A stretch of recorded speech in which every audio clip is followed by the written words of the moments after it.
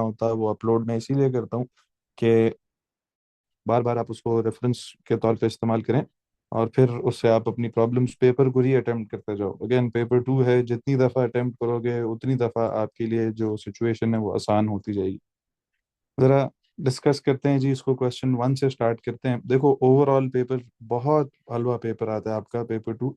सिर्फ एक सवाल है जिसमें आपको पूरे साल की मेहनत जो है अगर आपने की है तो आपके पास उसका सिला आपको मिलता है। खैर इधर देखिए, कहते हैं take one box to identify a method used to design and construct a solution to a computing problem. Design करते हुए हम कौन कौन सी मेथड्स इस्तेमाल कर सकते हैं? डिजाइन करते हुए हम बोलते थे हमारे पास हम सूडो कोड्स यूज कर सकते हैं, हम स्ट्रक्चर्ड चार्ट्स यूज कर सकते हैं, और हम लोग हमारे पास एक तीसरी चीज that was very good, flow charts थे, वो हम इस्तेमाल कर सकते हैं। तो see, flow chart is the answer here. ठीक है बच्चों, ये डिजाइन फेज की बात हो रही है। फिर इसके आगे हमें कहते हैं कि four logic functions and five standard symbols for logic gates are shown। कहते हैं draw one line to link each logic function to its standard symbol। कहते हैं not all symbols will be used। ठीक है, and gate कैसा होता है जी? ये आपके पास रहा आपका and gate। exclusive or gate, this is the exclusive or gate। NAND gate, ये रहा and और not का mixture। or gate, ये रहा आपके पास। तो 4 मार्क्स इतनी आसानी से आपको मिल रहे हैं। ठीक है, इस प्रॉब्लम के। दिस इज मई जून 2024 टू ही। ये पेपर पहले भी इस तरह के सवाल आ चुके हैं वैसे। कहते हैं identify three different tasks in the analysis stage of the program development life cycle. Analysis stage में बच्चों, ये एफएक्यू मुझे याद है हम लोगों ने अ, अपने नोट्स में भी किया था। 3 डिफरेंट टास्क जो कि आपके पास किए जाते हैं, कैरी आउट किए जाते हैं ड्यूरिंग द एनालिसिस स्टेज। हम लोग क्या करते थे कि एब्स्ट्रैक्शन ऑफ द प्रॉब्लम, हम कहते थे abstraction of the problem is carried out. और उस एब्स्ट्रैक्शन में क्या होता था, हम कहते थे where useful information. Basically abstraction क्या है?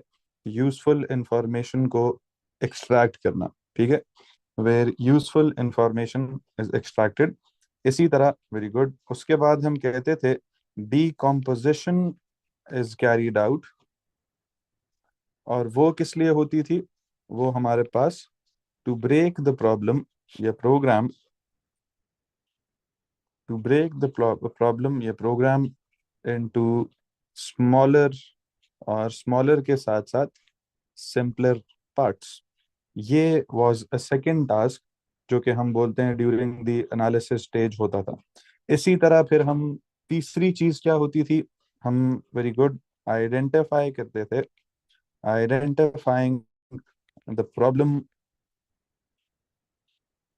That needs to be solved. तो आपके पास ये 3 काम हम basically during the abstraction of a problem करते थे जी। ये बड़ा हम लोगों ने इस एफएक्यू को अपने नोट्स में भी लिखा। फिर क्वेश्चन 4 पे आते हैं। कहता है a program needs to make sure the characters input for a product code meet these rules. कुछ रूल्स हैं कि product code is 6 characters in length, यानी उसकी लेंथ जो है आपके पास वो कितनी होनी चाहिए? 6 कैरेक्टर्स लॉन्ग होनी चाहिए। The first 2 characters must B PD, यानी जो स्टार्टिंग ऑफ द आपके पास कोड है वो पीडी से, प्रोडक्ट कोड से पीडी से स्टार्ट हो। फिर कहते हैं the last 4 characters must be a number in range 1000 to 9999 inclusive. कहते हैं identify 3 validation checks and state how each check would make sure the product code met one of these rules. हमारे पास 3 validation checks बच्चों बताने हैं जो कि इन 3 different rules पे लगेंगे, और आपके पास वो कैसे चेक करेंगे कि जो आपके पास ये ऊपर जो रूल्स बताए गए हैं वो फुलफिल हो रहे हैं कि नहीं। सबसे पहले तो देखो लेंथ इंश्योर कर रही है आपके पास ये प्रॉब्लम के लेंथ ऑफ 6 कैरेक्टर्स होनी चाहिए। तो हम सबसे पहले कौन सा चेक बताएंगे? Length check is applied. और अगेन साथ उसने आपको बोला है कि how state how each check would make sure, तो हम सीधा बताएंगे लेंथ चेक इज अप्लाइड। क्या चेक करने के लिए? To check if the length, या to ensure the length must be is of, if the length must be 6 characters, या if the length is of 6 characters, वो आपकी मर्जी है, आप जस्ट टेंस में लिख रहे हो उसमें, ठीक है। इसी तरह the first 2 characters must B PD, यानी एक सेट फॉर्मेट है जिसको आपने फॉलो करना है। तो सेकंड हमारे पास चेक कौन सा लग सकता है बच्चों, फॉर्मेट चेक। और ये किस लिए होगा, is use to ensure the product code, is used to ensure the product code starts with क्या जी हमारे पास, पी डी ऐसे करके। इसी तरह थर्ड लाइन में बोलता है कि 4 कैरेक्टर्स जो आखिरी हैं, they must be a number in range 1000 से 9999।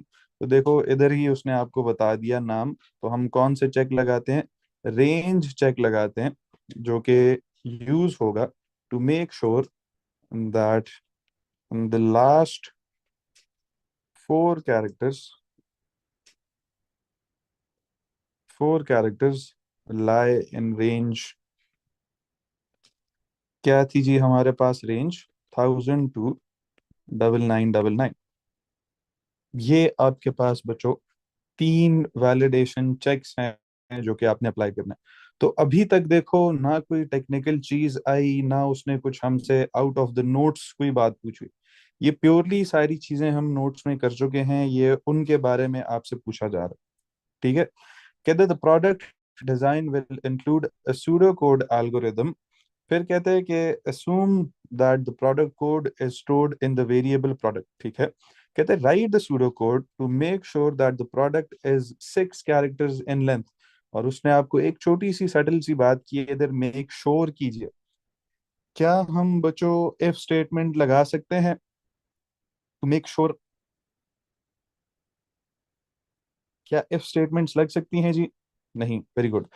अश्योरिटी होनी चाहिए आपके पास, उसके लिए हम कहते हैं एक लूप लगता है कि जब तक यूजर करेक्ट वैल्यू इनपुट नहीं कर रहा तब तक आगे ना बढ़ा जाए। तो हम एक रिपीट लूप के थ्रू भी इस काम को कर सकते हैं कि इस प्रोसेस को रिपीट किया जाए और हम चेक करें कि हमारे पास अगर लेंथ ऑफ कैरेक्टर्स जो है वो इक्वल नहीं है तो हम यूजर से दोबारा इनपुट लें। एक रिपीट लूप के थ्रू, दोनों के थ्रू करके दिखाता हूँ, एक रिपीट लूप के थ्रू भी और एक वाइल लूप के थ्रू भी कर सकते हैं। एक वाइल से हम कैसे करेंगे कि हम देखेंगे जब तक हमारे पास लेंथ मालूम करने के लिए जो आपके पास फंक्शन यूज होता है वो लेंथ का फंक्शन है, ठीक है। हम कहते हैं जब तक लेंथ जो है ऑफ क्या, of the contents stored in the variable product, जब तक it is not equal to 6, तब तक हम क्या करते रहेंगे, हम यूजर को एरर मैसेज देंगे, आउटपुट करेंगे इनकरेक्ट प्रोडक्ट कोड, ठीक है, या product code is not 6 characters long. आप उसको एरर मैसेज देते रहेंगे और दोबारा से उससे आप यूजर से प्रोडक्ट कोड इनपुट मांगेंगे। और ये वाइल हमारा एंड वाइल तब तक नहीं होगा जब तक जो प्रोडक्ट कोड की लेंथ है वो 6 कैरेक्टर्स के इक्वल नहीं हो जाती। जैसे ही वो आपके पास 6 कैरेक्टर्स के इक्वल होती है तब ये वाइल लूप एग्जिट करेगा और आपका प्रोसेस खत्म होगा।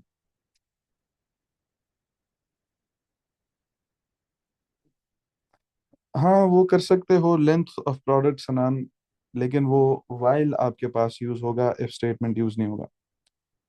फिर कहते हैं write the pseudo code to make sure that the first 2 characters of the product code are PD.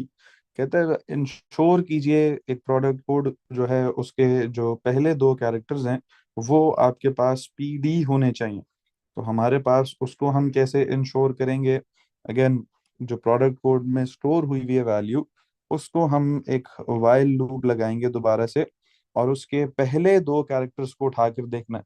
एक स्ट्रिंग के पहले 2 कैरेक्टर्स को बच्चों उठाकर अगर हमें चेक करना हो तो वो हम कैसे करते हैं, हम देखेंगे कि इसके लेफ्ट से, किसके लेफ्ट से, जो वैल्यू स्टोर्ड है इन द वेरिएबल प्रोडक्ट, कितने कैरेक्टर्स उठाने हैं, 2 कैरेक्टर्स उठाने।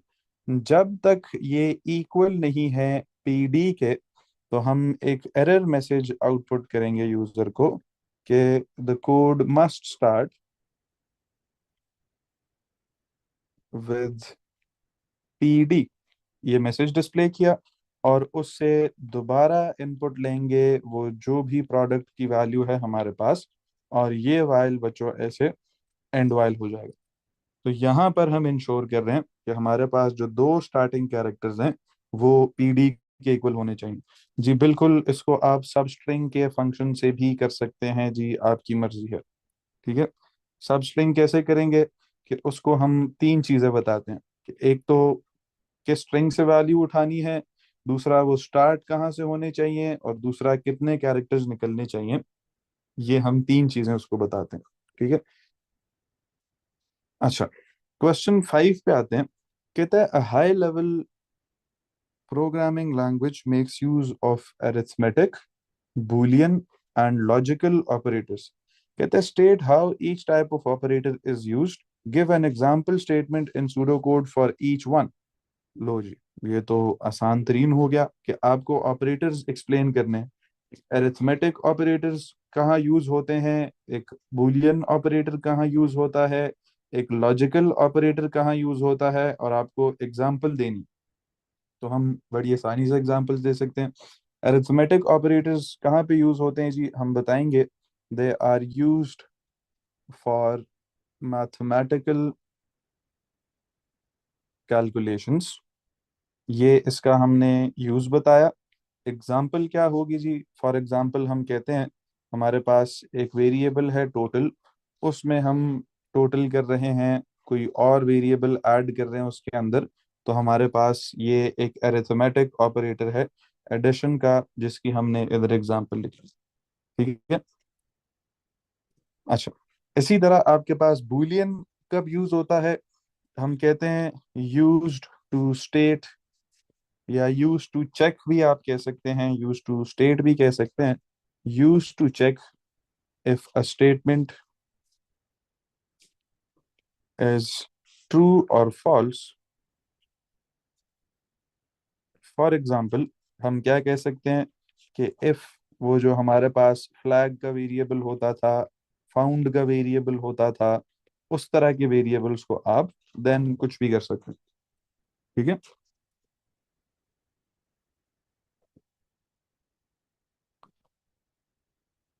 अच्छा, इसी तरह आपके पास लॉजिकल ऑपरेटर्स बचो। लॉजिकल ऑपरेटर्स जहां पर लॉजिक्स यूज हो रही होती हैं, जैसे लॉजिक गेट्स की हम बात करते थे, वो हमारे पास एंड ऑपरेटर था, हमारे पास और ऑपरेटर था, हमारे पास नॉट ऑपरेटर ऑपरेटर था। तो लॉजिकल ऑपरेटर्स हम बोलते हैं हमारे पास किसके लिए यूज होते थे, जहाँ पे हमें कंपैरिजन करने हो या कोई कंडीशन लगानी हो। ठीक है। तो आपके पास इसमें हम एंड यूज कर सकते हैं, इसमें हम और यूज कर सकते हैं, इसमें हम नॉट यूज कर सकते हैं। तो हमारे पास हम सिंपली लिखेंगे यूज्ड इन लॉजिकल कंपैरिजंस।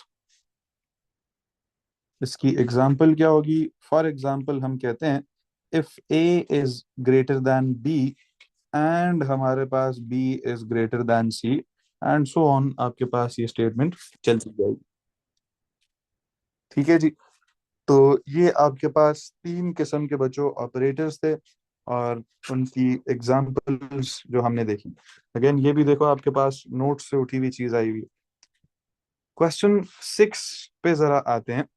अब एक और कॉन्सेप्ट जो कि हमने बड़ा बहुत ज्यादा प्रैक्टिस जिसकी की हुई है। कहते हैं totalling and counting are standard methods of solution. बिल्कुल। कहते हैं numbers are input, the number 9999.9 is the last number to be input and is ignored, इसको इग्नोर कर देना है।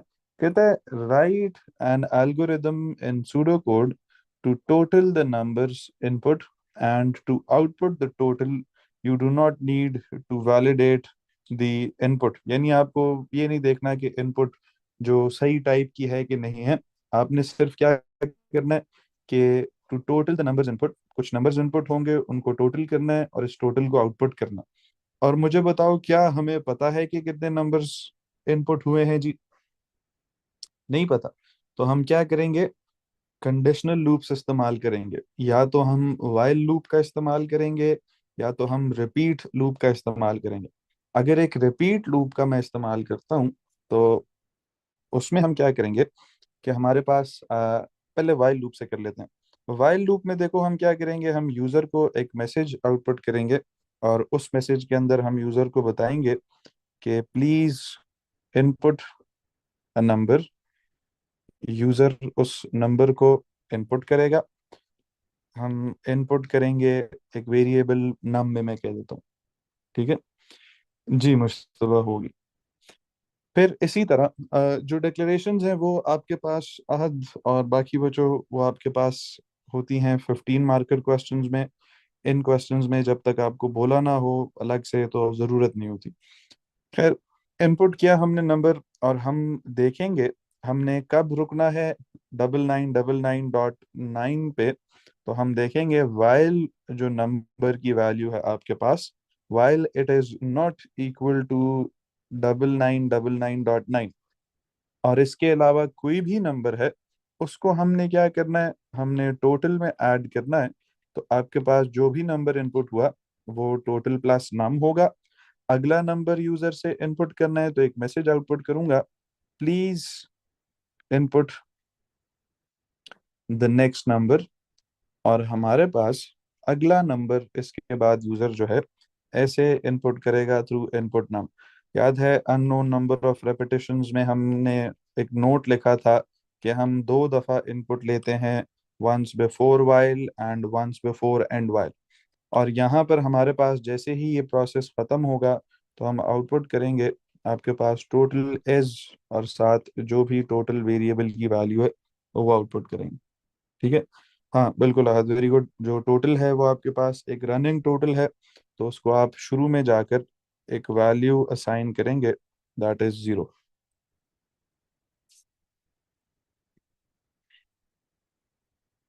अच्छा, इसी तरह आगे आते हैं।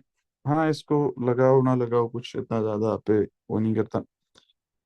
खैर, आगे आते हैं जी। कहते हैं write an algorithm in pseudo code to count and output the number of input values that are greater than 100। You do not need to validate the input. Again आपको नहीं देखना इंटीजर इनपुट हुआ है कि नहीं हुआ। तो आपके पास एक एल्गोरिदम है जो कि काउंट करेगा और आउटपुट करेगा नंबर ऑफ इनपुट वैल्यूज, यानी आपने इनपुट लेनी है दैट आर ग्रेटर देन 100। आपको काउंट करना है। और आपके पास इसके अंदर रुकना कब है जी, क्या इसके अंदर हमें सी पार्ट नहीं कंटिन्यू हो रहा। Count and output the number of input values that are greater than 100 और उसमें आपने रुकना नहीं है। अब हमारे पास यहाँ पे रुकने की स्टेटमेंट क्या होनी चाहिए जी। हम्म, एक मिनट, हाँ ये स्टेटमेंट ऊपर ही इसने दी हुई है कि आपके पास सवाल के अंदर उसने ए पार्ट का हिस्सा नहीं, उसने आपके पास क्वेश्चन का पार्ट दिया हुआ है कि 9999.9 तक आपने चलना है। हाँ बिल्कुल ठीक है। अच्छा, हम एग्जैक्ट सेम काम वही करेंगे लूप स्टार्ट करने के लिए कि हमारे पास इस दफ़ा हमने काउंटिंग करनी है। तो हम काउंट के एक वेरिएबल को इनिशियलाइज करेंगे टू 0। ठीक है। और हमारे पास हमने क्या करना है कि यूज़र से इनपुट लेनी है तो उसको एक मैसेज आउटपुट करेंगे, प्लीज़ इनपुट अ नंबर। ठीक है जी। वो यूज़र नंबर इनपुट करेगा, हम इनपुट नम करेंगे उसके थ्रू। फिर वो वाइल लूप हम स्टार्ट करेंगे जिसकी कंडीशन यही है कि while num is not equal to 9999.9। आपने काउंटिंग करनी है। कैसे काउंटिंग करनी है कि अगर आपके पास वो जो नंबर एंटर किया गया अगर इट इज ग्रेटर दैन 100.0 या सिर्फ 100 भी आप लिखना चाहें क्योंकि वैल्यूज आपके पास डेसिमल में है तो मैंने इसीलिए 100.0 लिखा है। तो आप उस केस में क्या करेंगे, उस केस में आप काउंट को बढ़ाएंगे, काउंट इक्वल्स काउंट प्लस 1 और नेक्स्ट इसको एंड एफ करेंगे और नेक्स्ट नंबर फिर इनपुट लेंगे। तो हम यूज़र को मैसेज दिखाकर प्रॉम्प्ट देकर हम उससे नेक्स्ट नंबर इनपुट ले सकते हैं ऐसे, इनपुट नेक्स्ट वैल्यू। और वो फिर आपको इनपुट करके देगा नेक्स्ट वैल्यू। और ये वाइल जो है हमारे पास जगह ख़त्म हो गई तो हम नीचे लिख लेते हैं एंड वाइल होगा। और इसी तरह आपके पास जब वाइल ख़त्म हो जाएगा तो काउंट और आउटपुट भी करना है आपने नंबर ऑफ वैल्यूज़ को। तो हम आउटपुट करेंगे कि हमारे पास नंबर ऑफ वैल्यूज़ जो कि ग्रेटर थी देन 100, और वो आपके पास साथ जो भी काउंट की वैल्यू है वो आउटपुट हो जाएगी। ठीक है। नहीं कासिम, इसको काउंट कंट्रोल लूप से नहीं कर सकते क्योंकि हमें पता नहीं है कि यूजर ने कब बस करनी है। हो सकता है वो पहला नंबर, वो फर्स्ट नंबर ही 9999 इनपुट कर दे। हो सकता है वो 10 के बाद 9999.9 इनपुट करे। तो हमें पता नहीं। ठीक है। बिल्कुल अहद, इधर रिपीट लूप आप इस्तेमाल कर सकते हैं विद सिंगल आपके पास इनपुट, उसमें आपको डबल इनपुट्स नहीं लेनी पड़ती। तो दोनों तरीके मैंने इसीलिए सिखाया मैं आपको। ठीक है। अच्छा, क्वेश्चन 7 पे जरा आते हैं। क्वेश्चन 7 इज अनदर क्वेश्चन जिसमें कहता है कि an algorithm has been written in pseudo code to find and display the maximum and minimum values in an array of 1000 positive numbers. कहते हैं the array list starts at index 1। ठीक है। फिर आपके पास कहता है कि जो वैल्यू है ऑफ लिस्ट 1 वो हमने असाइन कर दी टू मैक्सिमम भी मिनिमम भी। ये वो फर्स्ट वैल्यू इनिशियलाइजेशन हो रही है। याद है, दो तरीके हमने सीखे थे मैक्सिमम मिनिमम के। एक हमारे पास रिवर्स इनिशियलाइजेशन था, एक हमारे पास फर्स्ट वैल्यू इनिशियलाइजेशन था। खैर, क्वेश्चन पढ़ते हैं। कहते हैं give a line number for each of these types of statements. Assignment statement कहाँ है, सिलेक्शन स्टेटमेंट कहाँ है, इटरेशन स्टेटमेंट कहाँ पे। असाइनमेंट स्टेटमेंट हर वो स्टेटमेंट जिसमें आपको एरो नजर आ रहा है, that is an assignment statement. तो हमारे पास line 1, line 2, line 6, line 3, line 10, ये सारी की सारी असाइनमेंट स्टेटमेंट्स हैं। इनमें से आप कोई भी लाइन उठाकर लिख सकते हैं। सिलेक्शन स्टेटमेंट्स इफ स्टेटमेंट्स और केस ऑफ स्टेटमेंट्स होती हैं। तो आपके पास एक इफ स्टेटमेंट ये है, एक इफ स्टेटमेंट आपके पास ये है। इन दोनों में से कोई भी उठा के आप लिख सकते हैं। तो आपके पास लाइन 4 जो है वो एक सिलेक्शन स्टेटमेंट है। ठीक है। अच्छा, इसी तरह हमारे पास नहीं अहद, काउंटर 2 जो है वो सस्पिशियस नहीं है क्योंकि पहली वैल्यूज जो हैं ऑफ एरे वो मैक्सिमम मिनिमम को दे दी। तो फिर सेकंड वैल्यू से चेक करना शुरू करेंगे ना। अच्छा, देखिए, इसी तरह आपको थर्ड कहता है इटरेशन स्टेटमेंट दिखाई है। तो जहां जहां लूप्स हैं फॉर काउंटर 2 से 1000 और नेक्स्ट काउंटर, ये आपके पास इटरेशन स्टेटमेंट है। तो मेरे पास लाइन 3 और लाइन 12 जो है ये रेपिटेशन स्टेटमेंट है। ठीक है। अच्छा, खैर इसके अंदर कुछ एरर्स भी हैं जो कि हमसे नेक्स्ट पार्ट में पूछ रहा है। Identify the line numbers of 3 errors in the pseudo code and suggest a correction of each error for each error. तो लाइन नंबर्स बतानी है इनकरेक्ट, और आपने करेक्शन बतानी है क्या होगी। शुरू में वो कहता है कि आपके पास पहली वैल्यू ऑफ द लिस्ट जो है वो मैक्सिमम भी कंसिडर होगी, वो मिनिमम भी कंसिडर होगी। थर्ड लाइन में कहता है कि आपने इंडेक्स 2 से 1000 स्टार्ट करना है। ये बिल्कुल ठीक है क्योंकि पहला इंडेक्स जो है वो ऑटोमेटिकली मैक्सिमम मिनिमम में उसने असाइन कर दिया है। हारिस, नहीं, 3 जो है इनकरेक्ट नहीं होगा। पहला इंडेक्स ऑटोमेटिकली मैक्सिमम मिनिमम में जा चुका है। तो इसीलिए वो काउंटर 2 से स्टार्ट कर रहा है। ठीक है। देखता है कि अगर आपके पास मैक्सिमम के लिए if list counter is less than max, maximum के लिए तो क्या स्टेटमेंट होती है, ग्रेटर देन। तो पहली एरर इज आपके पास एरर लाइन नंबर 4 पे है। ठीक है। और उसकी करेक्शन क्या है कि आप इसको चेंज करेंगे। इफ वो जो लिस्ट है उसका जो आपको इंडेक्स है it is stated by the counter, अगर आपके पास ये ग्रेटर देन मैक्स हुआ तो तब ये कंडीशन चलनी चाहिए। ठीक है। अच्छा, इसी तरह देन स्टेटमेंट मैक्स को वो वैल्यू असाइन हो जाएगी। ठीक है, लिस्ट काउंटर। फिर आपको कहता है इफ एंड इफ होगा। कहता है कि इफ द लिस्ट की value in the count, variable counter था ये क्या बन गया, काउंट बन गया। तो हम जाकर लाइन 8 में भी उसको एरर बताएंगे कि वेरिएबल के नाम को क्या हो गया भैया। तो हमारे पास इसको हम चेंज करेंगे आपके पास टू इफ लिस्ट काउंटर होगा बच्चों। ठीक है, काउंट नहीं होगा। If list counter is less than मिन, तो आपके पास तब उसको आपने चेक्स अप्लाई करना है। फिर देन ठीक है, वो वैल्यू मिनिमम को असाइन हो जाए, और इफ स्टार्ट हुआ था एंड हुआ विद एन एंड वाइल, ये क्या कर रहा है? तो हमारे पास थर्ड एरर किधर है? लाइन 11 में है। और करेक्शन क्या होगी आपके पास? And if. ठीक है। हाँ, देखा ना। खैर, तो ये देखो आपके पास इस तरह के बच्चों क्वेश्चंस आते हैं। अब ये आपने 4-5 पेपर भी ईमानदारी से सॉल्व किए हों तो ये सवाल पॉसिबल ही नहीं आपसे गलत हो। ठीक है जी। अच्छा, आगे बढ़ते हैं, क्वेश्चन 8 पे जरा आते हैं। कहता है a logic circuit is to be built to control the opening of a safe used to store money. ठीक है। There are two keys A and B and a time switch C. कहते हैं the safe can only open if both keys are used and the time switch is off. ठीक है जी, ये आपके पास वो real life applications. अच्छा, फिर आपको की ए, की बी, टाइम स्विच और सेफ एक्स ओपन कब है, क्लोज कब है। कहते हैं write the logic express right the logical expression for this problem. इस प्रॉब्लम के लिए आपके पास लॉजिकल एक्सप्रेशन लिखनी है। प्रॉब्लम उसने आपको क्या दी है? ये ऊपर आपके पास आखिरी लाइन, कि the safe can only open, यानी एक्स वन तभी होगा if both keys are used. ठीक है। And the time switch is off. इसका मतलब है कि ए यूज होनी चाहिए, की बी यूज होनी चाहिए, टाइम स्विच ऑफ होना चाहिए, तभी सेफ ओपन होगा। तो इसको हम कैसे लिखते थे? हम लिखते थे एक्स इज वन इफ क्या बच्चों हमारे पास, की ए जो है, जिसको मैं ए कह रहा हूं, वो वन होनी चाहिए, और बोथ कीज को एट द सेम टाइम हमें यूज किया हुआ है। तो इसका मतलब है कि इनके बीच में ऑपरेटर्स कौन से आएंगे? ए और साथ एंड बी आएगा। इसी तरह हमने इसकी ऑल्टरनेट रिप्रेजेंटेशन देखी थी कि आप इस तरह भी कर सकते हैं, A is one and B equals one. ठीक है।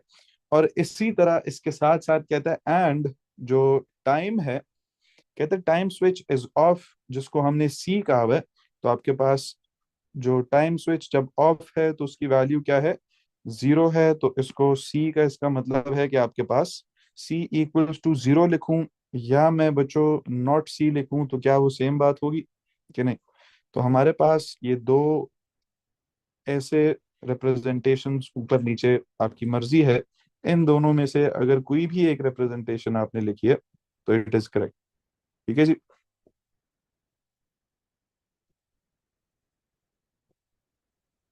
वैसे ही ऊपर वाली ज्यादा रिकमेंड मैं करूंगा क्योंकि आपके पास ये एक स्टैंडर्ड रिप्रेजेंटेशन होती है। खैर, कहते हैं complete the truth table for this problem. इस प्रॉब्लम के लिए ट्रूथ टेबल कंप्लीट करना है। प्रॉब्लम क्या है? A and B and not C. तो हम ब्रैकेट्स लगाकर वैल्यूज को सॉल्व कर सकते हैं। आपके पास ए एंड बी है और उसके साथ नॉट सी एंड हो रहा है। तो ए एंड बी से जो वैल्यू आती है उसको मैं इधर सपोज करो थोड़ी देर के लिए कहता हूँ कि इसको हम कंसिडर करेंगे एज एन आउटपुट डी। तो मेरे पास ए और बी को मल्टीप्लाई करूं बच्चों, तो ये 0 इंटू 0 0, ऐसे हमारे पास ये सारे मल्टीप्लीकेशन के जवाब 0 आएंगे except for the last two. ठीक है जी। इसी तरह मेरे पास जब ए एंड बी को डी कह दिया, तो अब ये नॉट सी सॉल्व करना है, इसको मैं ई कह देता हूँ। इस नॉट सी को हम कैसे सॉल्व करेंगे कि सी की सारी वैल्यूज ऑपोजिट कर देंगे बच्चों। तो हमारे पास जो 0 है वो 1 हो जाएगा, जो 1 है वो सी की वैल्यू 0 हो जाएगी, कुछ ऐसे करके। ठीक है। इसी तरह आपके पास एंड पे इन दोनों वैल्यूज को एंड करना है, इन दोनों ब्रैकेट्स को। तो डी और ई ब्रैकेट्स को मैं जब एंड करूंगा तो मेरे पास कुछ ऐसे करके ट्रूथ टेबल कंप्लीट हो गया जी। ये आई होप सबसे हो गया था।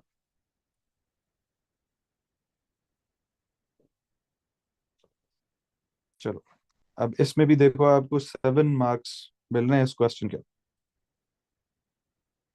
आगे चलते हैं जी क्वेश्चन नंबर 8 पे। Question number 8 is truth table का सवाल। इसको एक सेकंड के लिए रोकते हैं, पहले हम आगे जो लॉजिक गेट्स वाला क्वेश्चन है उसको कंप्लीट करते हैं, फिर वापस आते हैं इस ट्रूथ टेबल वाले सवाल पे। देखो जी, और मीटिंग रिस्टार्ट एक दफा करनी पड़ेगी क्योंकि इसमें टाइम शॉर्ट है। ठीक है। तो पहले इस डाटाबेस को खत्म करें, फिर ट्रूथ टेबल और 15 मार्कर को देखें। कहते हैं कि आपके पास television subscription service has a new database table contract to store details of their subscribers contacts।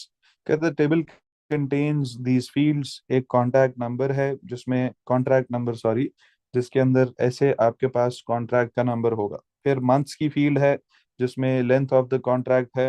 Whole numbers में एंड डेट है जिसके अंदर आपके पास तारीख लिखी हुई है कॉन्ट्रैक्ट की। फिर न्यूज़ है यस और नो में, मूवी है यस और नो में, स्पोर्ट है यस और नो, जूनियर है यस और नो। ठीक है, इसने आपको जो वैल्यूज हैं वो भी दी हुई है, सैंपल वैल्यूज। कहता है identify the field most appropriate की फॉर द प्राइमरी की कौन सी होगी जी इसके अंदर। मोस्ट अप्रोप्रिएट प्राइमरी की कौन सी होगी फील्ड हमारे पास, कॉन्ट्रैक्ट नंबर। और उसकी डाटा टाइप अगर पूछूं तो वो क्या होगी, टेक्स्ट। खैर, कहता है complete the table to identify the most, अच्छा अप्रोप्रिएट डाटा टाइप पूछ लिया उसने for these fields in the contract. जो ऊपर टेबल है आपके पास उसी की बचो मोस्ट अप्रोप्रिएट डाटा टाइप आपने बतानी है कि आपके पास क्या होनी चाहिए। कॉन्ट्रैक्ट नंबर देखो mixture of characters and numbers है, इसकी डाटा टाइप क्या होगी जी, टेक्स्ट। ठीक है, इसी तरह मंथ्स अगर आप देखें तो आपके पास होल नंबर है, तो इसकी डाटा टाइप आपके पास क्या होगी जी, मंथ्स की, इसको हम इंटीजर कहेंगे। फिर इसी तरह एंड, इंटीजर नंबर दोनों कहते हैं। इसी तरह आपके पास जो एंड डेट है उसकी टाइप क्या होगी जी, उसकी टाइप हमारे पास डेट होगी। स्पोर्ट जो है वो आप देखिए यस और नो है, तो उसकी डाटा टाइप क्या होगी हमारे पास, बूलियन होगी।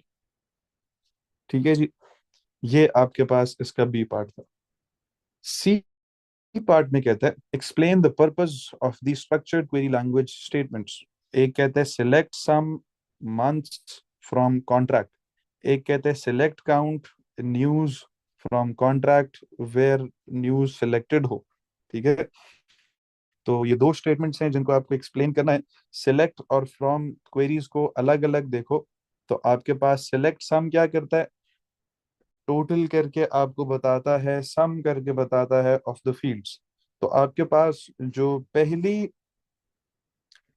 स्टेटमेंट है वो आपको मंथ्स टोटल करके बताएगी, सम अप करके बताएगी पूरे के पूरे टेबल के अंदर से। तो हमारे पास स्टेटमेंट वन क्या है, हम बोलेंगे विल कैलकुलेट, सॉरी फिल लिख दिया इसको मैंने, हम कहते हैं it will calculate the total number of months,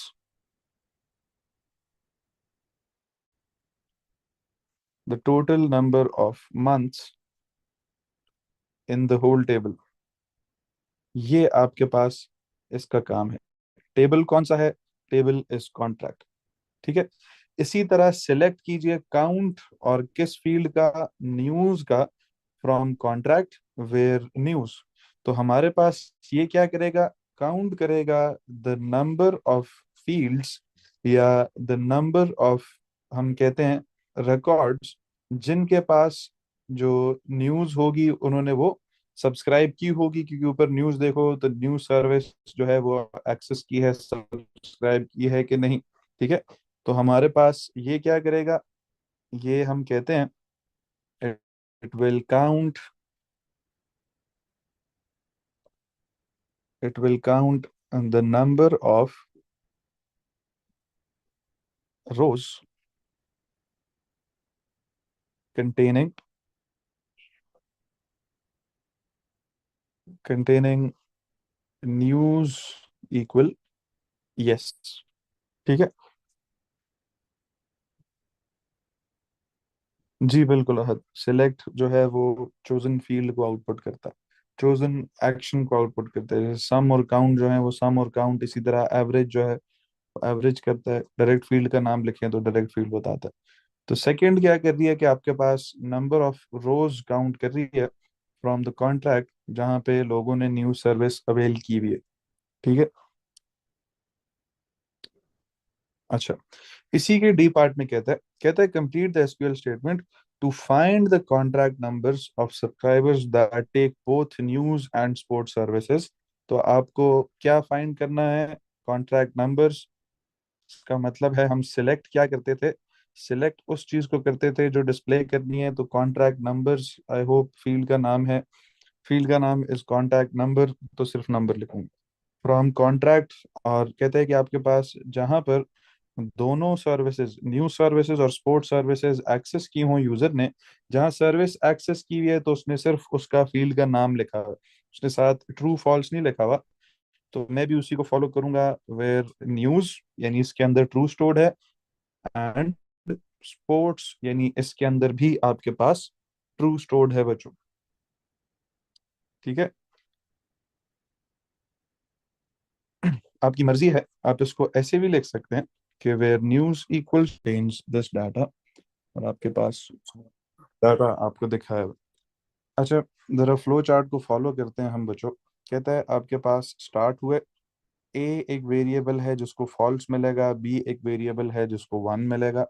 ठीक है, हम वैल्यूज उसी तरह स्टोर करते हैं, ए फॉल्स, बी वेरिएबल वन, ऐसे हम नहीं करते। ठीक है, कहते हैं कि आपके पास इफ लिस्ट के अंदर इंडेक्स स्पेसिफाइड बाय बी, और बी अभी हमने देखा बी असल में क्या है हमारे पास, वन, अगर वो ग्रेटर है लिस्ट के अंदर ही index specified by B plus one, B is one, तो मुझे बताओ वन प्लस वन किस इंडेक्स की बात हो रही है बच्चों, इंडेक्स टू की बात हो रही है।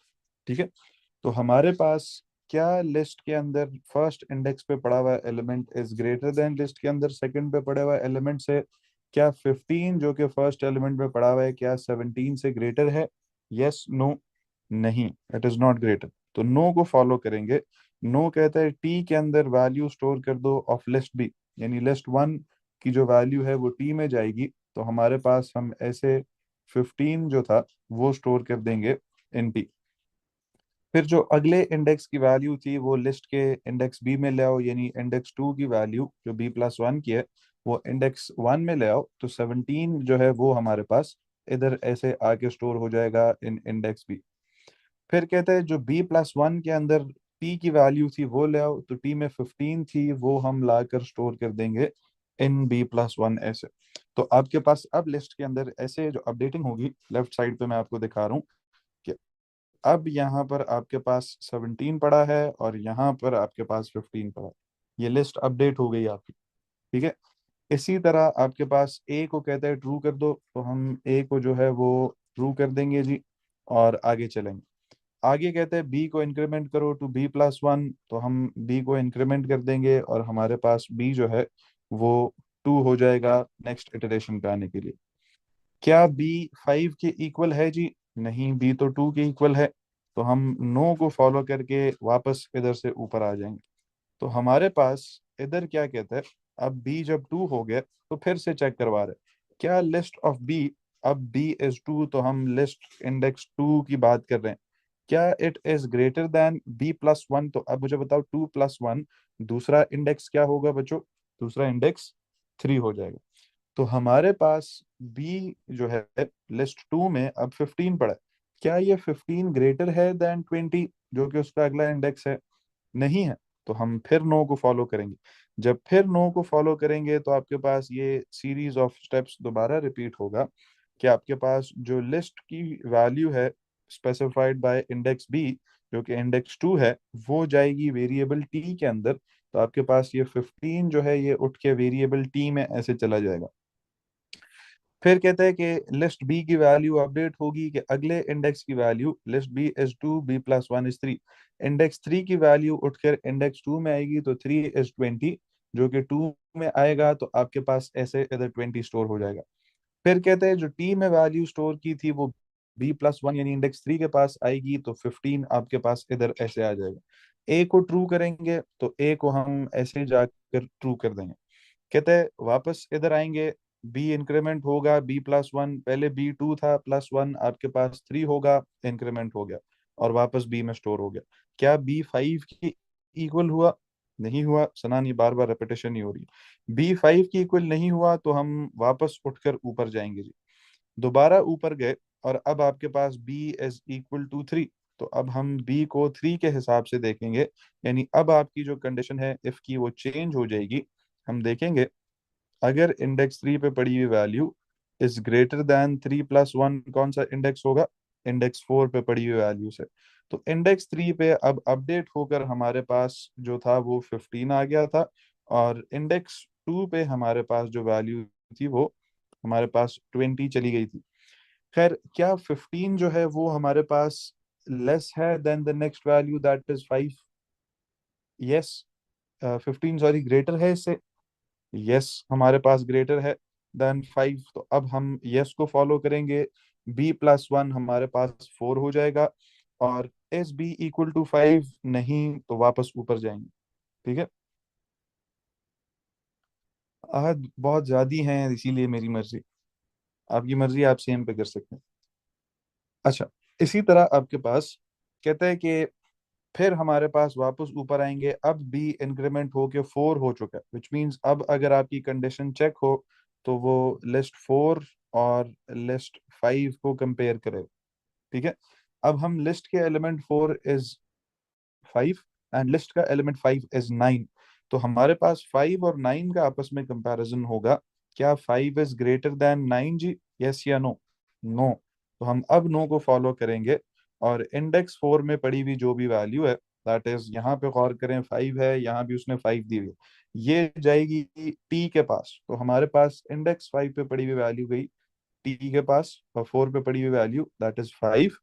और क्या इंडेक्स 5 की इसके बाद क्या करेगा कि इससे नेक्स्ट इंडेक्स b+1 जिसको हमने 5 कहा, उसकी वैल्यू आएगी इंडेक्स 4 के पास। तो हमारे पास जो 9 था अगले इंडेक्स पे पड़ा हुआ, वो आएगा इंडेक्स 4 के पास, और इंडेक्स 4 की वैल्यू यहाँ पे स्टोर होनी हमारे पास। इसी तरह टी उठकर आपके पास वापस चला जाएगा b+1 के पास।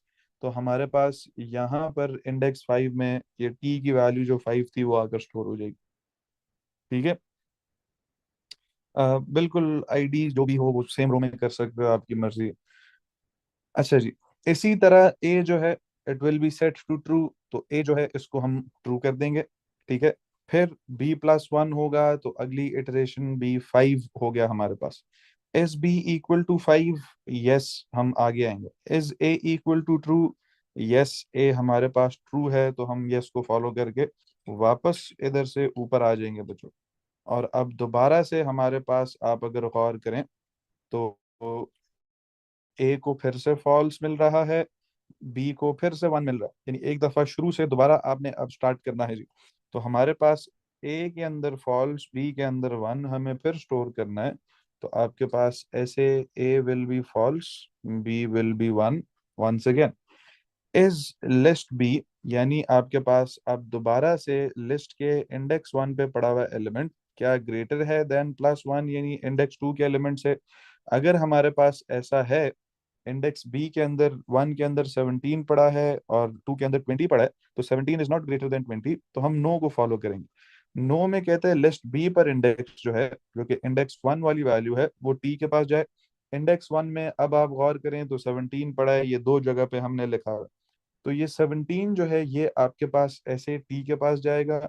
फिर b+1 जिसको हमने इंडेक्स 2 समझ लिया, तो हमारे पास जो इंडेक्स 2 में वैल्यू 20 पड़ी हुई थी अपडेट होकर, वो हमारे पास वापस आएगी बी में, यानी इंडेक्स 1 में। तो मेरे पास 20 जो थी वो इंडेक्स 1 में स्टोर होगा, और उसके बाद मेरे पास टी की वैल्यू जो थी वो वापस इंडेक्स b+1 यानी 2 में आ जाएगी। तो 17 ऐसे मेरे पास आ जाएगा। ए को हमारे पास ट्रू देना है, तो अगेन देखो मुझे अगली लाइन पे आना पड़ेगा अब। तो ए के अंदर हमारे पास ट्रू स्टोर हो गया। ठीक है, अब जब ए के अंदर ट्रू स्टोर हो गया, तो हम वापस इसको फॉलो करेंगे, बी इक्वल्स b+1 यानी b2 हो जाएगा। इस b5 नहीं, तो हम वापस ऊपर आएंगे। अब हमारे पास b2 हो गया है, तो अब 2 के परस्पेक्टिव से सबको देखना है। लिस्ट इंडेक्स 2, तो b+1 क्या होगा? इंडेक्स 3 होगा। अब उस हिसाब से सारी वैल्यूज को देखना। और लिस्ट एक दफा हमारी फिर अपडेट हो चुकी है कि हमारे पास अगर आप रीसेंट वैल्यू सब की देखें, तो इंडेक्स 1 में 20 है आपके पास, इंडेक्स 2 में 17 है आपके पास रीसेंट सब की, इंडेक्स 3 में 15 है, इंडेक्स 4 में 9 है, और इंडेक्स 4 में 5 में 5 है। ये आपके पास रीसेंट तरीन वैल्यूज हैं। तो हम इधर भी अपडेट कर सकते हैं अगर आप चाहें, अपनी फर्दर क्लैरिटी के लिए। ज़रूरी नहीं है, ये 20 हो चुका है, ये 17 हो चुका है, ये 15 हो चुका हुआ है, ये 9 हो चुका हुआ है, और ये 5 हो चुका है। और हम B2 पे पहुंचे हैं, B5 की इक्वल नहीं है, तो 2 और 3 को फिर कंपेयर करेंगे। क्या 17 ग्रेटर है हमारे पास 15 से जी? Is 17 greater than 15? यस या नो बच्चों? Yes, it is greater. तो अब यस को फॉलो करेंगे, B+1 क्या हो जाएगा हमारे पास? B+1 3 बन जाएगा। ठीक है। क्या B5 की इक्वल है? नहीं। अगले एलिमेंट पे जाओ, तो अब B जो है वो 3 हो गया है। अब आप कंपेयर करेंगे इंडेक्स 3 को विद द नेक्स्ट इंडेक्स। तो मेरे पास list of 3 will be compare to +1 list of 4। List के एलिमेंट 3 में 15 है, एलिमेंट 4 में 9 है। क्या एलिमेंट 3 में 15 4 से ग्रेटर है? यस या नो? यस, तो फिर यस को फॉलो करेंगे, बी इंक्रीमेंट होके 4 हो जाएगा। फिर हमारे पास B5 की इक्वल हुआ नहीं, तो फिर हम दोबारा से ऊपर जाएंगे। अब जो है हमारे पास B4 हो गया, तो हम अब लिस्ट के एलिमेंट्स को दोबारा कंपेयर करेंगे कि क्या इंडेक्स 4 पे पड़ी हुई वैल्यू, क्या ये ग्रेटर है देन द 4+1 यानी 5 की पड़ी हुई वैल्यू से। तो 4 पे 9 पड़ा हुआ है, और 5 पे 5 पड़ा हुआ है। यस, 9 इज ग्रेटर देन 5, तो फिर यस को फॉलो करेंगे, B+1 होके 5 हो जाएगा। क्या आपके पास B5 हो गया? अब यस को फॉलो करेंगे, क्या ए ट्रू था? Yes, latest value of A was true. तो हम वापस फिर से टॉप पे आ जाएंगे जी, दोबारा से एक दफा ये साइकिल फिर से शुरू होगा। अब फिर से इस प्रोसेस को शुरू करना है, तो जरा पुरानी चीजें मैं मिटा लूं। देखिए जी, फिर से प्रोसेस शुरू होगा, तो आपके पास ए जो है उसको फॉल्स मिलेगा। तो हम फिर से आकर ए में एक तीसरी दफा फॉल्स सेट कर रहे हैं, बी को एक थर्ड टाइम हम 1 दे रहे हैं। क्या आपके पास इंडेक्स 1 पे पड़ी हुई value is greater then index 2 पे पड़ी हुई वैल्यू से जी? 2017 से ग्रेटर है? यस, यस को फॉलो करेंगे, बी इंक्रीमेंट होकर 2 हो जाएगा। अब सेकंड में देखेंगे, क्या लिस्ट में पड़ी हुई 2 पे value is greater then list में पड़ी हुई 3 पे वैल्यू से? तो क्या 2 पे पड़ी वैल्यू इज ग्रेटर देन 3 पे पड़ी हुई वैल्यू से? Yes, 17 is greater than 15, B3 हो जाएगा। फिर B5 की इक्वल नहीं हुआ, तो ऊपर जाएंगे, फिर इंडेक्स 3 कंपेयर होगा इंडेक्स 4 से। तो इंडेक्स 3 में पड़े हुए 15 इज ग्रेटर देन 9, यस को फॉलो करेंगे, बी इंक्रीमेंट होके 4 हो जाएगा। फिर वापस ऊपर जाएंगे, तो इंडेक्स 4 कंपेयर होगा विद इंडेक्स 5 पे पड़ी हुई वैल्यू से, क्या 9 इज ग्रेटर देन 5? यस, दोबारा बी इंक्रीमेंट होगा, तो आपके पास बी जो है वो 4 से 5 हो जाएगा। क्या B5 हो गया? यस। क्या ए ट्रू था? नहीं, latest value of A was false, तो नो। और आप स्टॉप कर जाएंगे। यहाँ पे आपका ये फ्लो चार्ट जो है वो आकर बच्चों एंड हो जाएगा। तो बस जो फ्लो लाइंस बता रही हैं, जैसे वो वैल्यूज स्टोर करवा रही हैं, आपने उनको फॉलो करके वैसे ही सारी वैल्यूज को स्टोर करना है। तो दिस विल बी योर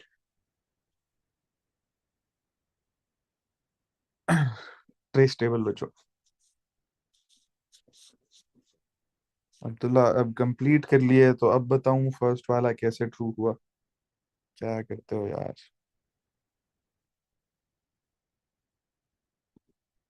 मतलब पिछले आधे घंटे से मैं जो बोल रहा हूँ वो अब्दुल्ला समझ नहीं आया आपको?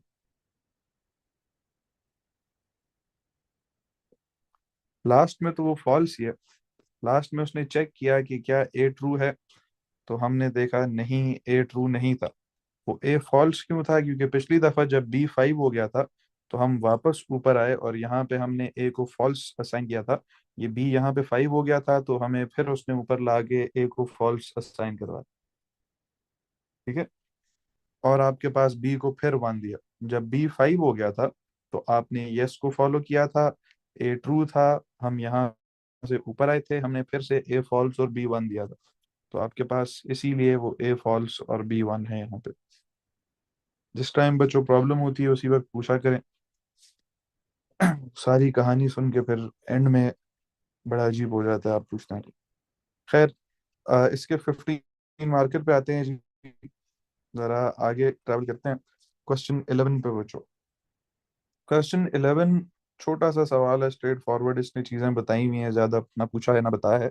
कहता है, one player game uses the two dimensional array grid to store location of a secret cell to be found by the player in 10 moves. ठीक है।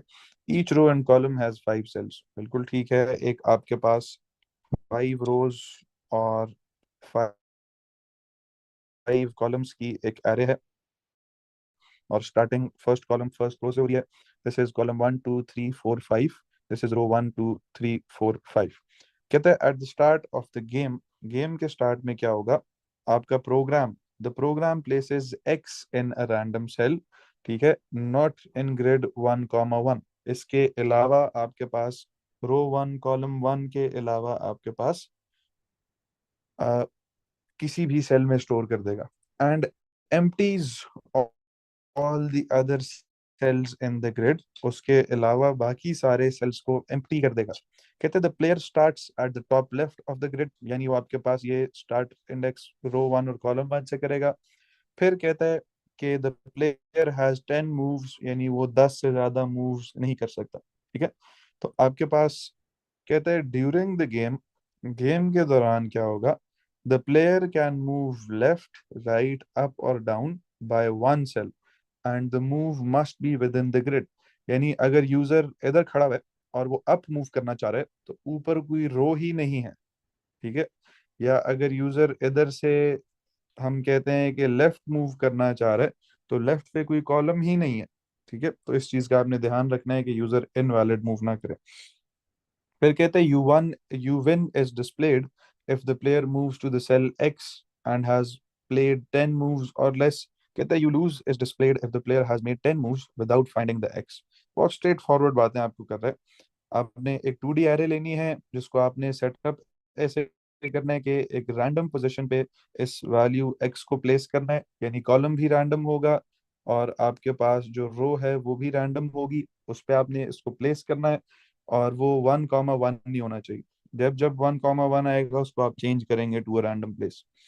फिर उसके बाद जो प्लेयर स्टार्ट करेगा वो टॉप लेफ्ट से, यानी जो उसकी स्टार्टिंग है वो आपके पास कैसे होगी कि जो ग्रिड की वैल्यू है स्पेसिफाइड बाय 1 कॉमा 1, वहां से इसके अंदर प्लेयर जो है वो स्टार्ट करेगा, या स्टार्ट पोजीशन ग्रिड 1 कॉमा 1 को दे देंगे। खैर, कहते हैं द प्लेयर हैज 10 मूव्स, तो जो अलाउड मूव्स हैं उसको, वो कितने हैं जी, वो हम कहते हैं, वो उसको 10 अलाउड है टोटल, ठीक है।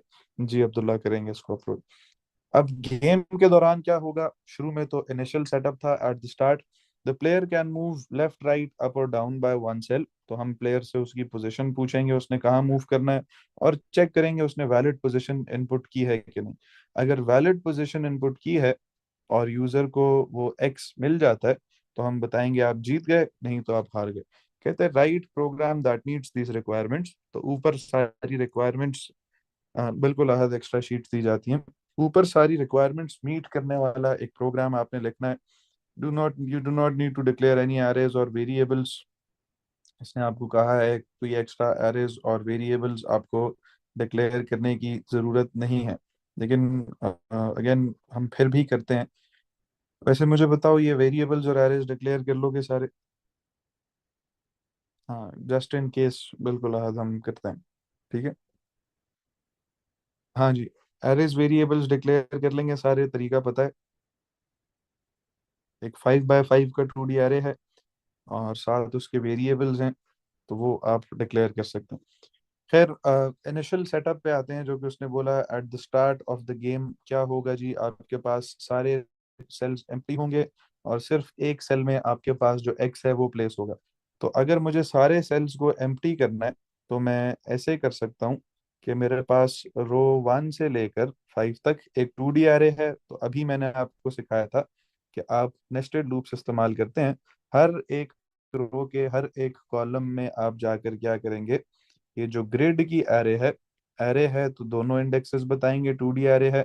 हर एक वैल्यू को जाकर आप ऐसे एक एम्प्टी स्ट्रिंग, बल्कि एक्स देखो तो आपके पास सिंगल कैरेक्टर वैल्यू है, विच मीन्स कि ये कैरेक्टर्स हैं। तो हम एक ऐसे खाली कैरेक्टर की जो वैल्यूज हैं वो स्टार्ट कर देंगे, ठीक है।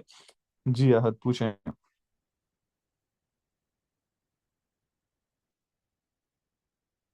जल्दी पूछो आहद।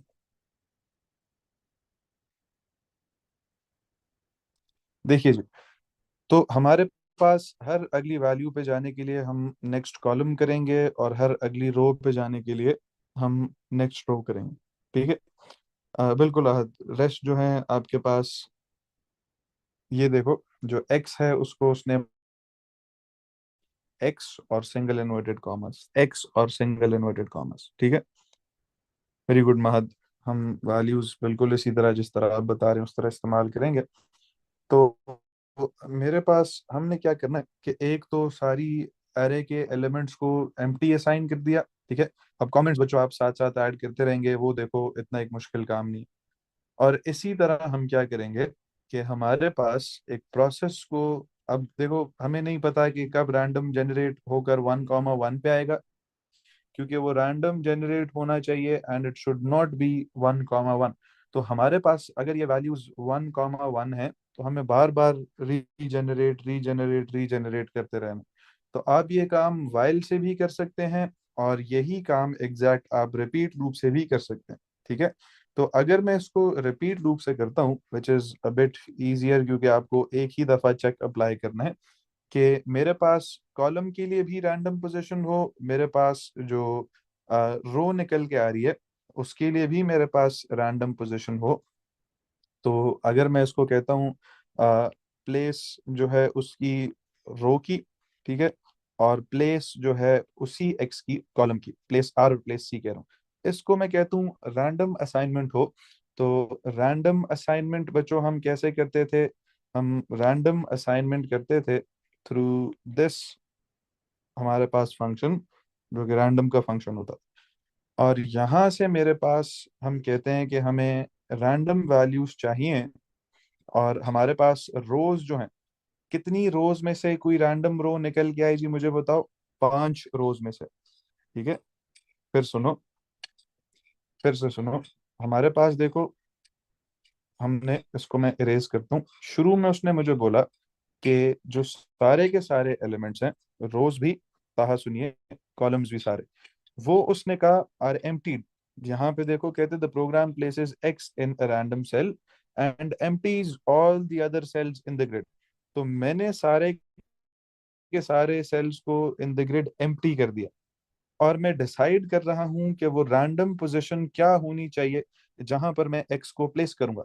और वो रैंडम पोजीशन रो 1 और कॉलम 1 कभी भी नहीं हो सकता, उसके अलावा सारी पोजीशंस जो हैं वो आपके पास रैंडम होंगी।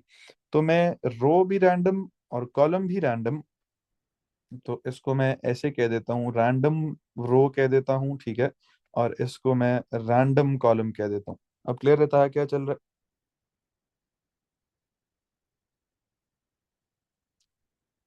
अच्छा, तो हमारे पास रैंडम रो देखिए, इसको वैल्यू कैसे असाइन होगी? हम एक फंक्शन यूज करेंगे विच इज रैंडम का फंक्शन, और टोटल 5 रोज हैं।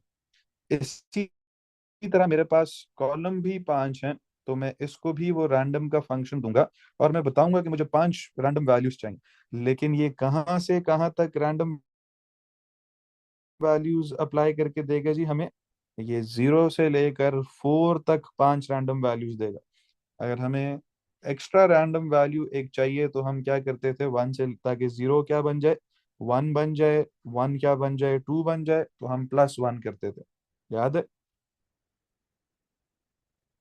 अच्छा, तो अहद वो जो 0 वाली वैल्यू होगी तो उसको हम +1 करके उसको क्या कर देंगे, हम 1 कर देंगे। अच्छा, इसी तरह आपको ये रैंडम तो जनरेट करना है, रैंडम आपके पास कॉलम भी जनरेट करना है, रैंडम रो भी जनरेट करनी है, ताकि आपको रैंडमली पता हो कि कहाँ पे प्लेस करना है। और ये कब तक आपने इस प्रोसेस को रिपीट करना है? देखो हम तो चाहते हैं कि हम शुरू में ही इस प्रोसेस को एक ही दफा करें, लेकिन हमारे पास जब तक रैंडम रो 1 की इक्वल ना हो, ठीक है, एंड इसके साथ साथ हमारे पास रैंडम कॉलम जो है, हम कहते हैं जैसे ही ये वैल्यू अदर देन 1 पे आ जाए तो तब आप इस प्रोसेस को रोक दें। बिल्कुल, ये रैंडम रो और रैंडम कॉलम को स्टार्ट में डिक्लेयर करना होता है। जितने वेरिएबल्स होते हैं उनको हम डिक्लेयर करते हैं। +1 सनान जो रैंडम का फंक्शन है, ये आपके पास 5 रैंडम वैल्यूज आपको देगा स्टार्टिंग फ्रॉम 0 till 4। तो वो हम +1 करते हैं ताकि आपके पास 1 till 5 दे। अच्छा जी, तो यहाँ से हमने डिसाइड किया कि हमने जो एक्स है उसको प्लेस कहाँ पे करना है, उसकी हमने पोजीशन मालूम कर ली। अब मेरे पास जो starting position of the user है वो टॉप लेफ्ट से बच्चों स्टार्ट करेगा। तो वो स्टार्टिंग रो भी उसके पास वन होगी, स्टार्टिंग कॉलम भी उसके पास वन होगी। तो हमारे पास यूजर की जो रो पोजीशन है, ठीक है, यूजर की, वो भी वन होगी। और उसी यूजर की कॉलम पोजीशन भी हमारे पास, सॉरी बीच में गैप नहीं देते, उसी यूजर की जो कॉलम पोजीशन है वो भी हमारे पास क्या ही होगी बच्चों, वन ही होगी। ठीक है। और इसी के साथ साथ आपके पास उसको अलाउड मूव्स कितने थे, हमने ऊपर अभी देखा, हमारे पास अलाउड मूव्स जो थे यूजर को, वो कितने हैं जी, 10 है। ठीक है। इसी तरह हमारे पास यूजर गेम जीत गया है या नहीं, अगर वो गेम जीत जाता है तो एक्स आपके पास, अगर एक्स मिल जाता है तो यू विन, अगर नहीं मिलता तो ये यू लूज। एक और वेरिएबल की मुझे जरूरत पड़ेगी जिसको मैं विन कहता हूँ, और उसको शुरू में हम कहते हैं कि हम इसको फॉल्स कहेंगे, क्योंकि ये एक तरीके का, हम देखो लीनियर सर्च कर रहे हैं, हम एक एक इंडेक्स ऑफ द एरे को चेक कर रहे हैं। जैसे ही वो एलिमेंट मिल जाएगा तो हमने काम को खत्म कर देना। ठीक है, ये लीनियर सर्च ही बेसिकली आपसे करवा रहा है। और इसी तरह वो एक्स की पोजीशन क्या है जी, एक्स की पोजीशन के लिए हमने रैंडम रो जनरेट की, इसके अंदर जो इंडेक्स वैल्यू होगी वो रो के लिए इस्तेमाल होगी, और इसी तरह इसके अंदर जो वैल्यू जनरेट हुई होगी वो कॉलम के लिए इस्तेमाल होगी। ठीक है। और यहाँ पर आकर जो वैल्यूज हैं, इस इंडेक्स में हम प्लेस कर देंगे अपने एक्स को। ठीक है जी। ये हमने सेटअप की हमारी पूरी की पूरी गेम। समझ आई जी।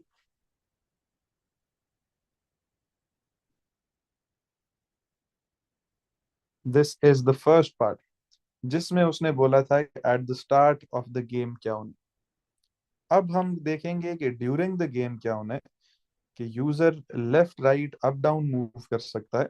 और इस left right up down movement के दौरान यूजर जो है आपके पास, वो अगर किसी इनवैलिड कॉलम पे जा रहा है तो उस पे भी नहीं जाने देना, किसी इनवैलिड, हम कहते हैं कि हमारे पास रो पे जा रहा है तो उस पे भी नहीं जाने देना। तो इनवैलिड रो और इनवैलिड कॉलम अगर यूजर कर देता है कोई गलत मूव, तो उसको भी हमें जहन में रखना। ठीक है। तो हमारे पास, अच्छा, इसी के लिए यूजर ने कितने मूव चले हैं, अलाउड मूव्स तो 10 है, यूजर ने कितने मूव्स चले हैं वो हमें लूप के लिए जरूरत पड़ेगी। तो मैं एक वेरिएबल और यूज करूंगा, मूव्स प्लेड, जो कि शुरू शुरू में यूजर ने कुछ नहीं किया तो वो जीरो होंगे। तो मैं कहता हूं कि जब तक मेरे पास जो यूजर ने मूव्स प्ले किए हैं, while moves played is less than, आपके पास जितने मूव्स अलाउड हैं, क्योंकि आपके पास 10 से ज्यादा आप मूव्स नहीं चल सकते, अलाउड मूव्स इसको लिखना है, मैं अलाउड अलाउड लिख रहा हूँ, जब तक यूजर के चले हुए moves are less than the allowed moves, और इसके साथ साथ आपने गेम नहीं जीती, तो हमारे पास हम लिखेंगे एंड व्हेन इक्वल्स फॉल्स। तब तक आपने इस प्रोसेस को रिपीट करते रहना। ठीक है। मैं फॉर लूप यूज कर सकता हूँ, लेकिन जब वो वैल्यू मिल जाएगी तो उसकी पोजीशन जो है वो भी मुझे बतानी है। फॉर सबको चेक करेगा, जबकि मैंने क्या करना है, जैसे ही वो एक्स मिल जाए प्रोसेस एंड कर देना। ठीक है। अच्छा, तो हमारे पास, हम ये वाइल लूप स्टार्ट करेंगे।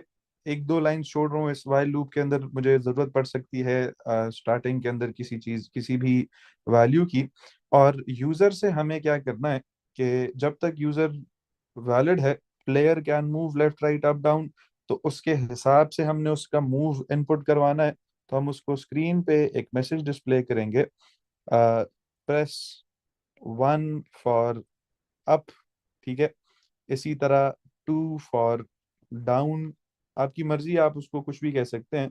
इसी तरह आप उसको कहेंगे three for left and four for right. Again आपकी मर्जी है, आप इनपुट कैसे भी ले सकते हैं। ठीक है। अच्छा, नहीं, एंड आना चाहिए था, जब तक मूव्स भी पड़े हुए हैं और विन भी नहीं किए तभी आगे चल सकते हैं। ठीक है। दोनों स्टेटमेंट्स ट्रू होनी चाहिए। खैर, यूजर को हमने बोला कि 1 2 3 4 में से कुछ इनपुट करो, और हम उसके क्या करेंगे, वैल्यू को इनपुट ले लेंगे। और इसको मैं एक वेरिएबल ऊपर बनाना पड़ेगा जिसको हम मूव कह देंगे। ठीक है। अब हमारे पास हम यहाँ पे इफ स्टेटमेंट्स भी यूज कर सकते हैं, चार डिफरेंट स्टेटमेंट्स हैं। और हम हमारे पास इफ के अलावा केस ऑफ भी यूज कर सकते हैं। अगर आप यूजर अप मूव करता है तो मुझे बताओ बच्चों किस वैल्यू में ऐड होना चाहिए। अप मूव करेंगे तो हमारे पास एक रो नंबर क्या होगी, रो कम होगी रो ज्यादा होगी आपके केस में। आपके केस में रो डिक्रीज होगी, जैसे नीचे आएंगे रो इंक्रीज कर रही है। तो हमारे पास अगर यूजर वन इनपुट करता है, मैं इधर केस बना देता हूँ इसके लिए कि मेरे पास केस ऑफ मूव आ गया। ठीक है। अगर यूजर वन इनपुट करता है तो मेरे पास वो किस रो पोजीशन पे यूजर खड़ा है, किस कॉलम पोजीशन पे यूजर खड़ा है, वो अपडेट होगी। तो मेरे पास जब वो अप करेगा तो उसकी रो पोजीशन चेंज होगी। रो पोजीशन कैसे चेंज होगी कि उसके अंदर जो कुछ भी था, क्योंकि यूजर की पोजीशन चेंज हो रही है प्लेयर की, वो ऊपर मूव कर रहा है। तो हमारे पास हम एक रो ऊपर चले जाएंगे तो हमारे पास उसकी रो चेंज होगी, कॉलम चेंज नहीं होगा अप डाउन मूव करने से बच्चों। ठीक है।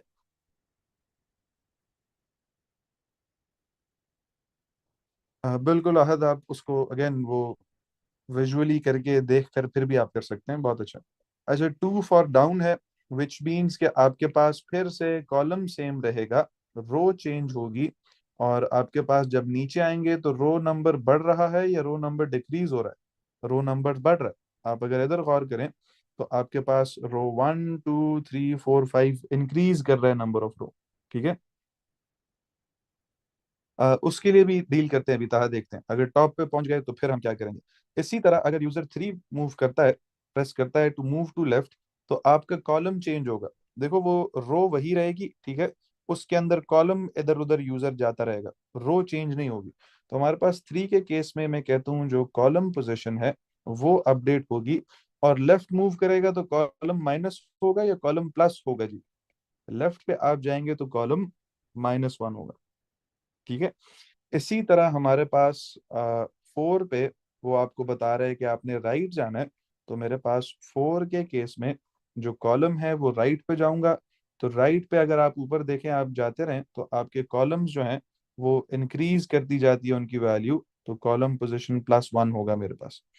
अच्छा, इसके अलावा अगर यूजर कोई भी वैल्यू इनपुट करता है तो हम उसको बताएंगे कि आपने एक गलत वैल्यू इनपुट की है, इसको दोबारा इनपुट कीजिए। लेकिन एक ये भी वैल्यू गलत है, एक आपके पास टॉप पर पहुंच गए तो उससे भी ऊपर जाना गलत है, बिल्कुल अहद वो एजेस वाला।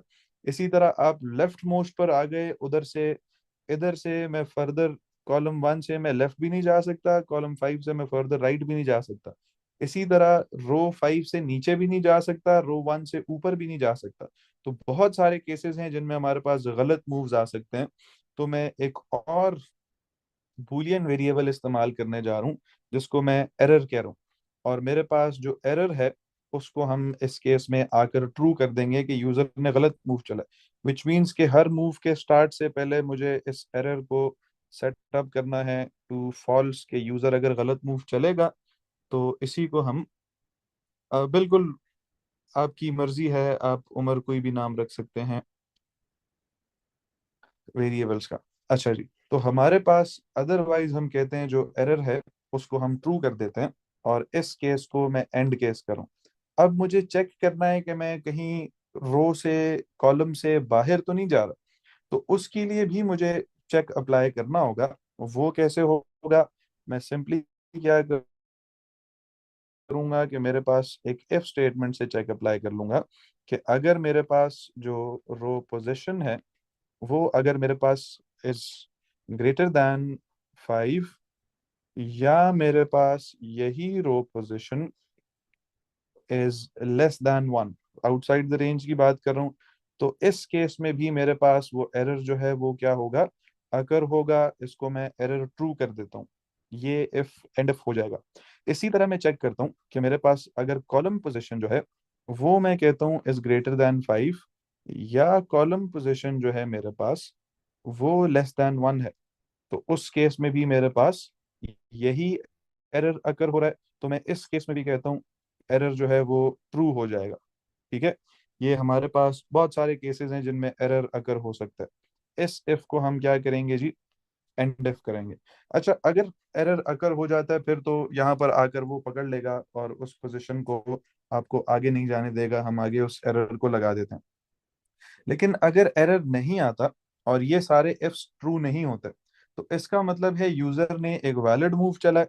तो उसके लिए भी हम एक कंडीशन को लगा देंगे कि अगर आप इसकी जो प्लेयर पोजीशन है, जिसको हमने नाम दिया है रो पोजीशन एंड कॉलम पोजीशन, अगर इस पे आप चेक करें ये वैलिड भी है और इसके अंदर आपके पास वो एक्स भी स्टोर्ड है, अगर आपके पास ऐसे हो जाता है, तो उस केस में हम क्या यूजर को बताएंगे जी, उस केस में हम यूजर को बताएंगे कि भैया आपने ठीक गेस किया है, तो आप जीत गए। तो मेरे पास जो विन का वेरिएबल है उसको भी मैं ट्रू कर दूंगा और यूजर को मैसेज भी आउटपुट कर दूंगा जो कि मुझे सवाल में बताया हुआ था कि यू विन।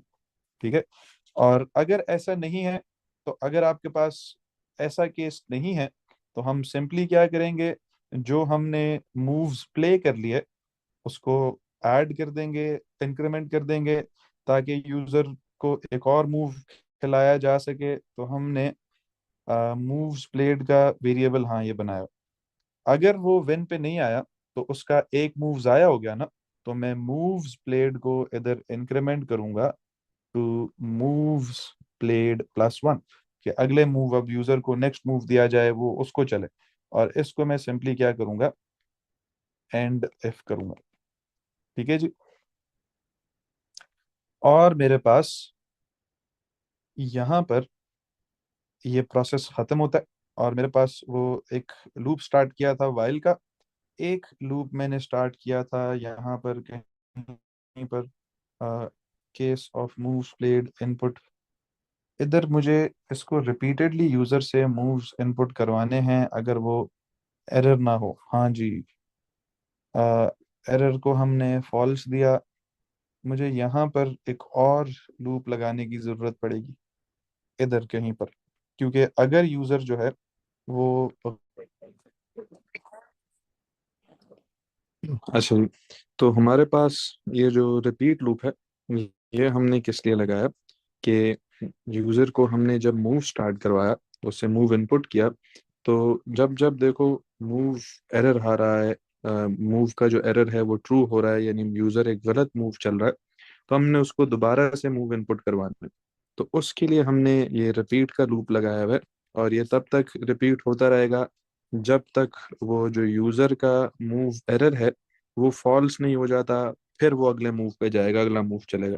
तो जब तक मूव एरर ट्रू होगा, ठीक है, यानी गलत मूव यूजर ने चला है, तब तक ये रिपीट उसको बोलेगा दोबारा मूव चलो, दोबारा मूव चलो, दोबारा मूव चलो। और अगर आपके पास ऐसे नहीं होता कि यूजर ने करेक्ट मूव चला है, मूव एरर मूव नहीं चला, तो तब आपके पास ये जो रिपीट लूप है ये उसको अगले मूव पर जाने देगा। और इस वाइल को हम एंड वाइल करेंगे कि ये प्रोसेस रिपीट होता जाएगा जब तक मूव स्टैकअप हो होकर 10 से ज्यादा नहीं हो जाते, अलाउड मूव से ज्यादा नहीं हो जाते, या विन जो है वो आपके पास ट्रू नहीं हो जाता। ठीक है, और इसी तरह विन ट्रू के केस में तो हमने कर दिया, लेकिन आखिरी आखिर में 10 मूव्स के बाद अगर हम देखते हैं कि हमारे पास विन तब भी फॉल्स रहता है, तो हम सिंपली एक मैसेज यूजर को आउटपुट करके दिखाएंगे जो उसने हमें ऊपर बोला था कि आपके पास एक मैसेज आएगा यू लूज का बचो। और ये इफ हमारे पास ऐसे एंड ऑफ हो जाएगा। तो यहाँ पर आकर ये प्रोग्राम जो है आपका खत्म होता है। अब देखो आपके पास काफी सारी जगह स्टार्ट में बचती है, एंड पे इतनी बच रही है, तो इस मीन्स कि आप वेरिएबल्स डिक्लेयर कर सकते हैं, कमेंट्स अब आपने ऐड करने हैं हर दफा जो भी लूप लगा रहे हैं, जो भी काम कर रहे हैं उसके साथ कमेंट्स ऐड करना बच्चों अब आपकी जिम्मेदारी है, वो मैं आपको सिखा चुका हूँ। ठीक है, बस 2 स्लैश डाल के लिखना होता है कि साथ आप करके आ रहे हैं।